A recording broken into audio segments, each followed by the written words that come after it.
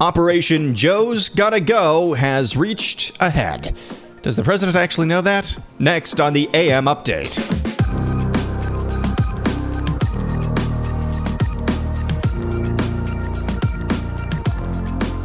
It tells you everything that we need to know about how desperate Republicans are here. And instead of talking about the president's performance in office, and what I mean by that is his legislative wins, what he's been able to do for the American people across the country, we're seeing these deep fakes, these manipulated videos. And it is, again, done in bad faith.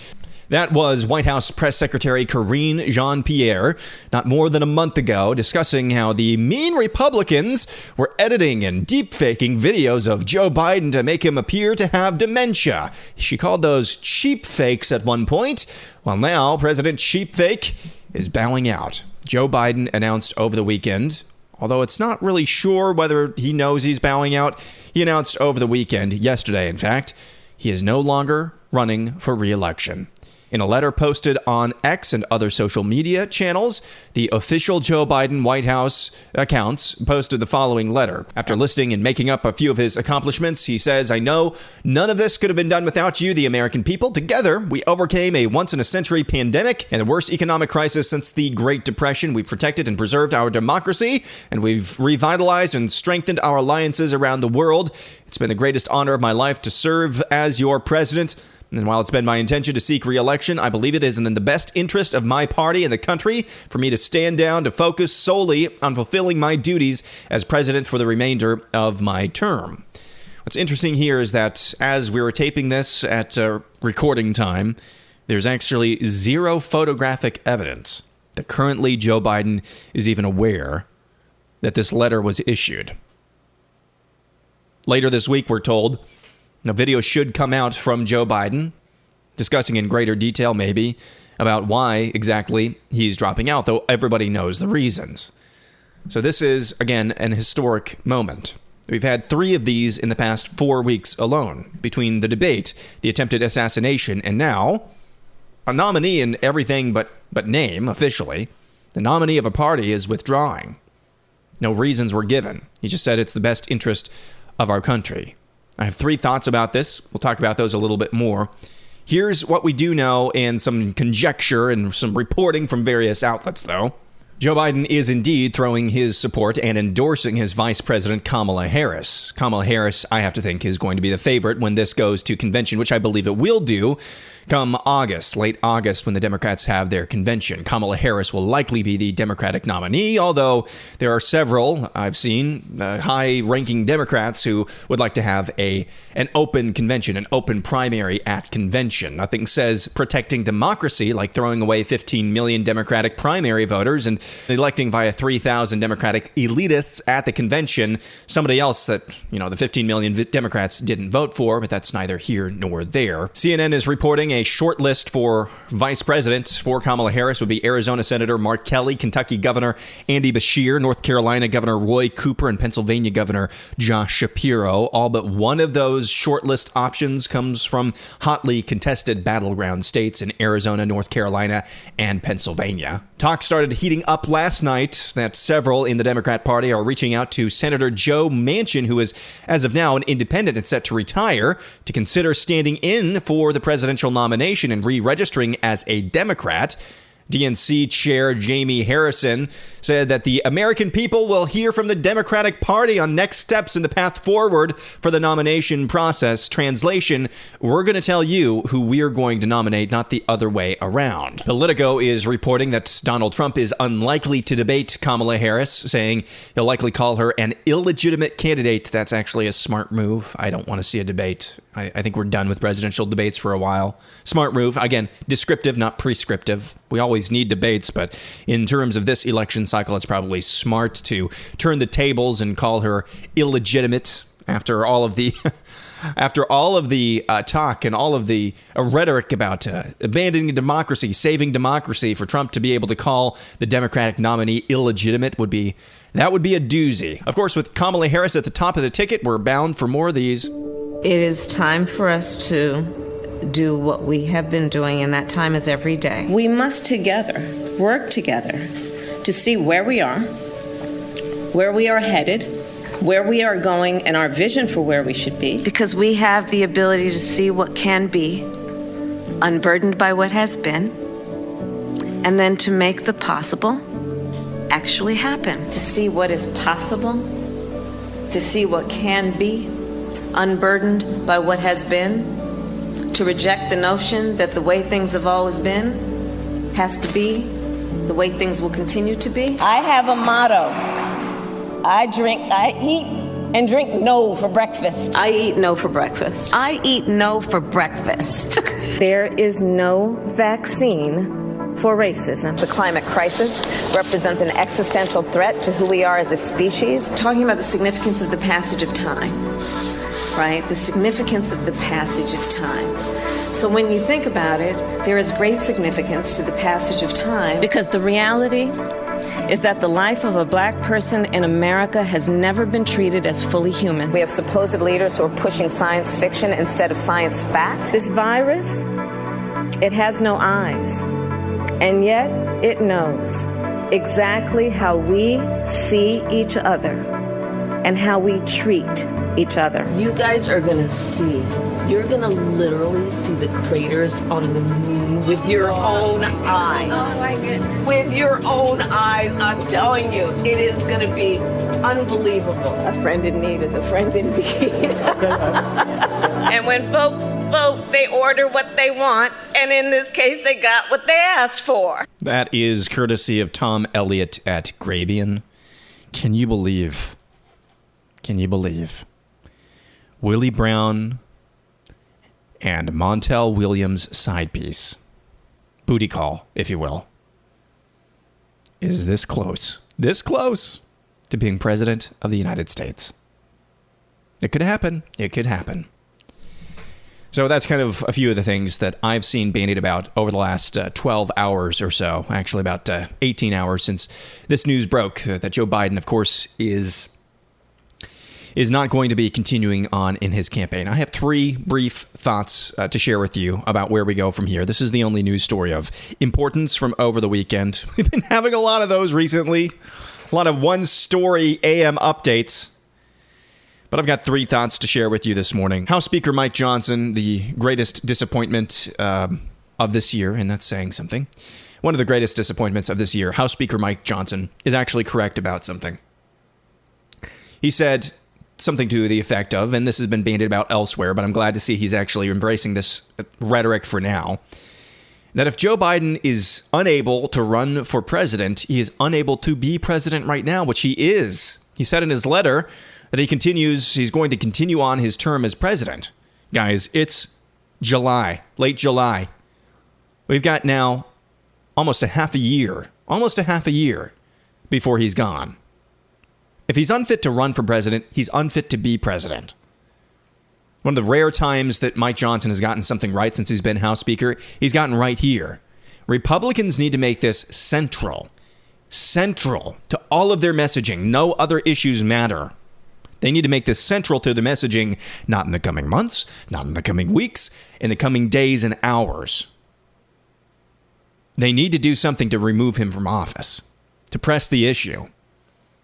One, it's the right thing to do. It was the right thing to do 3 years ago, if we're going to be honest. He had early signs of dementia or Parkinson's or whatever he's got going on when he was running for president in 2020. So this is the right thing to do. But going down from that, politically, this is also a savvy move. You have to force the Democrats to reckon with the issue that they covered up this guy's dementia or Parkinson's or whatever they had for who knows how long. The vice president, you need to force her to ask questions. What did you know and when? So not only is this the morally right thing to do to try to remove this guy from office for any other reasons, for a number of other reasons other than he's senile and is not actually running the show, but for this reason too, that's a right thing to do politically, and tactically, it's a good move as well. So I hope maybe Mike Johnson got the memo, and this will be a theme of Republican action, talk, what have you, over the coming, not weeks, not months, but in the coming days and hours. I'm not totally sure I'm not totally sure. This makes things a little bit easier for Democrats. I'm not sure how easier this becomes. Kamala Harris is not a well-liked person. She has a name ID. Even though she's the vice president, she still is going to have a name ID issue. She didn't even last, I don't think, until Iowa in the Democratic primary back in 2020. I don't think she makes things all that easier for Democrats. Easier than running a corpse for president? Yes. That's a pretty low bar. I'm not sure if you've been paying attention. This is actually how she got dismissed. This is the moment that ended her campaign in 2020 on the debate stage. Here's Tulsi Gabbard and Kamala Harris going back and forth. Actually, it's just one side of this conversation. I want to bring the conversation back to the broken criminal justice system that is disproportionately negatively impacting black and brown people all across this country today. Now, Senator Harris says she's proud of her record as a prosecutor and that she'll be a prosecutor president, but I'm deeply concerned about this record.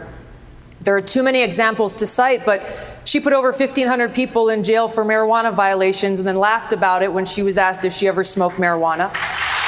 She blocked evidence.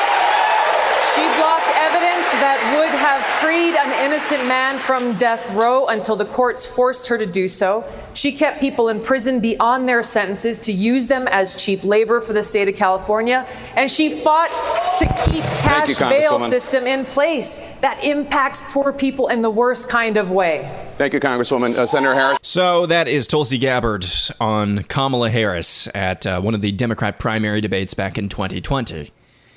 Now, you may listen to that. How does that impact a Republican campaign? Well, a lot of those issues have to do with criminal justice. And boy, howdy, if there's one guy who's signaled that he's ready and willing to get to the left of almost anybody in the right or on the right wing side of things on the issue of criminal justice, by golly, it's Donald Trump, Mr. First Step Act. This would be an easy thing for him to do. Not necessarily to gain more voters, but to depress the ones who might be warming up to a Kamala Harris over on Democrat land. So I don't think this necessarily makes things that much easier for the Democrats. Now, they are going to have a period here of probably about 3-4 months where Kamala Harris is basically Mother Teresa, basically Willy Wonka, basically the Wizard of Oz. All rolled into one. She is just, she's going to be God. She's going to be God as far as Democrats are concerned. Omniscient, all-powerful, perfectly good, perfectly perfect. That's going to happen. They're going to wield and this is not groundbreaking analysis. Many I see online have postulated this as well. I mean, they're going to leverage every single platform they have, every single contact they have to remake her into God, basically. That's what's going to happen over the next few months. But if they actually do debate, and I need to make a finer point on Donald Trump calling her an illegitimate candidate. I think that's a good move in order to move maybe a venue or move the network that the next debate happens. That's good leverage to move that to more favorable terms if you're Donald Trump. So I don't think this is necessarily making things easier for Democrats at the end of the day. Now, having said that, even if it's not easier, I've been on the record many times. I didn't think the election, even if Joe Biden was up there, was going to be a slam dunk for Republicans. It just wasn't going to be. We're too far gone as a country. So take that into consideration as well.